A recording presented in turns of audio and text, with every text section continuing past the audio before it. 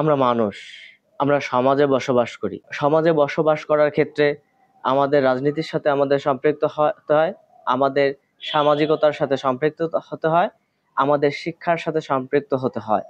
এই সমাজ ব্যবস্থায় আমাদের চারপাশে কিছু মানুষ ঘোরাঘুরি করে, যারা আমাদের প্রকৃতপক্ষে আমাদের শুভাকাঙ্ক্ষী হয়ে থাকে। এই শুভাকাঙ্ক্ষীদের মধ্য থেকে অনেক মীর জাফরের জন্ম হয়। যেমন জন্ম হয়েছিল সিরাজউদ্দৌলার ক্ষেত্রে। সিরাজউদ্দৌলার বিশ্বস্ত হাতিয়ার ছিল মীর জাফর।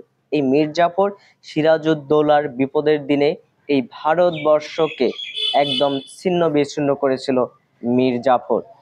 এই মীর জাফরের অবস্থা আমরা দেখেছি, একদম করুণ পরিস্থিতি হয়েছিল মীর জাফরের।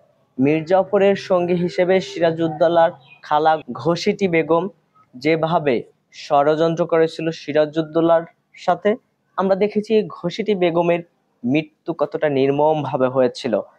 ঘসিটি বেগমের চুলের মুঠিতে ধরে বুড়িরগঙ্গা নদীর মধ্যে নৌকা ফুটো করে একদম তলানিতে অর্থাৎ পানিতে ডুবিয়ে তাকে হত্যা করা হয়েছিল।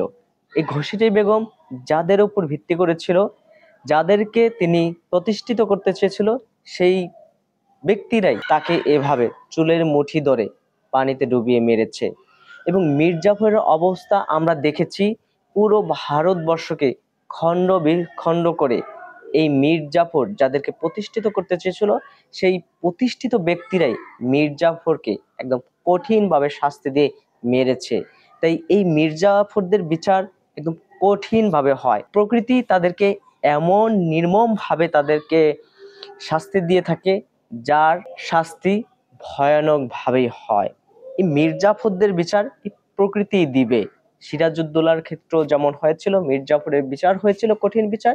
ঠিক আমাদের পাশে যারা ঘুরঘুর করে, আমাদের শুভাকাঙ্ক্ষী সাজার চেষ্টা করে, মীর জাফরের ভূমিকায় যারা এভাবে অবতীর্ণ হয়, তাদের বিচারও ঠিক এই প্রকৃতি নির্মম ভাবে দিবে। এই বিষয়টি যদি মীর জাফর ব্যক্তিরা বুঝতে পারতো, তাহলে মীর জাফরই হয়তোবা তারা করতো না, অথবা তারা স্বার্থের কাছে বিক্রি হয়ে স্বার্থনাশী হয়ে তারা এভাবে বিশ্বাসঘাতকতা করে। এই মীর জাফরদের মুখোশ উন্মোচন করতে চাই, সমাজের ক্ষেত্রে, দেশের ক্ষেত্রে, সমাজের স্বার্থে, দেশের স্বার্থে।